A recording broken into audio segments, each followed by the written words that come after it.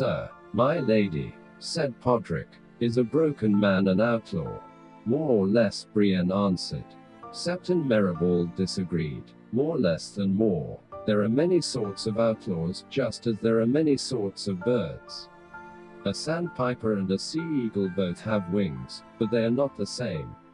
The singers love to sing of good men forced to go outside the law to fight some wicked lord, but most outlaws are more like this ravening hound than they are the lightning lord.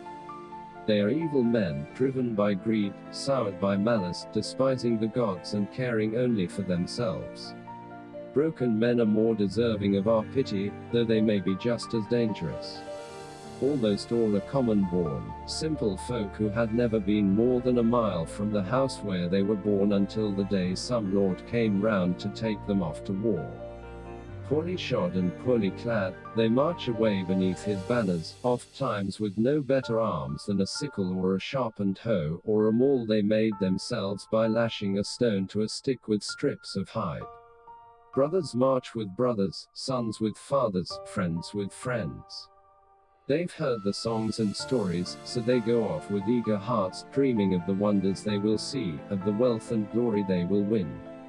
War seems a fine adventure, the greatest most of them will ever know.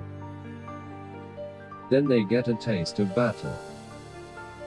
For some, that one taste is enough to break them. Others go on for years, until they lose count of all the battles they have fought in, but even a man who has survived 100 fights can break in his 101st. Brothers watch the brothers die, fathers lose the sons, friends see the friends trying to hold their entrails in after they've been gutted by an axe. They see the lord who led them there cut down, and some other lord shouts that they are his now. They take a wound, and when that's still half healed they take another. There is never enough to eat, the shoes fall to pieces from the marching, the clothes are torn and rotting, and half of them are shitting in the breeches from drinking bad water. If they want new boots or a warmer cloak or maybe a rusted iron half-helm, they need to take them from a corpse, and before long they are stealing from the living too, from the small folk whose lands they're fighting in, men very like the men they used to be. They slaughter their sheep and steal the chickens, and from there it's just a short step to carrying off the daughters too. And one day they look around and realize all the friends and kin are gone, that they are fighting beside strangers beneath a banner that they hardly recognize. They don't know where they are or how to get back home, and the lord they're fighting for does not know the names, yet here he comes, shouting for them to form up, to make a line with the spears and scythes and sharpened hoes, to stand the ground. And the knights come down on 'em, faceless men clad all in steel, and the iron thunder of the charge seems to fill the world. And the man breaks. He turns and runs, or crawls off afterward over the corpses of the slain, or steals away in the black of night, and he finds some place to hide.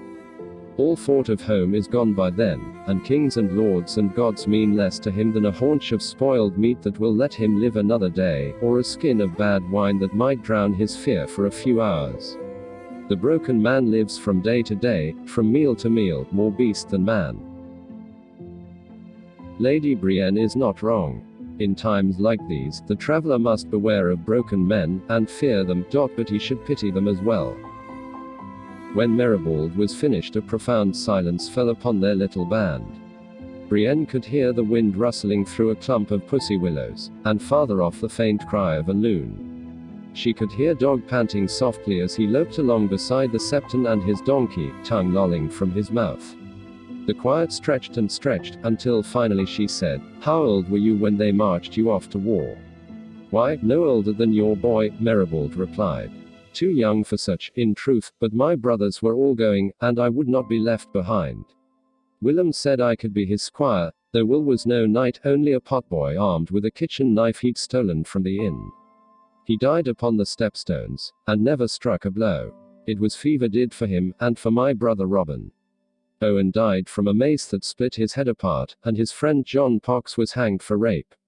The War of the Neenapenny Kings. Asked Hyle Hunt. So they called it, though I never saw a king, nor earned a penny. It was a war, though. That it was.